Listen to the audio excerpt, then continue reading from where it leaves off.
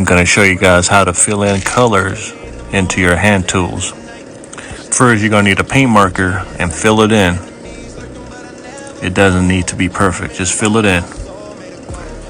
And once it's filled in, let it dry for 5 to 10 minutes. And grab yourself a nail polish acetone. Make sure it's 100%. And pour some acetone and rub it in. Don't apply too much pressure, just light pressure.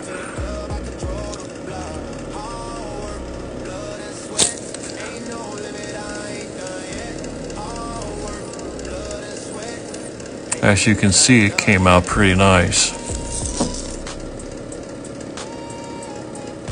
It's very bright, visible, and it looks cool.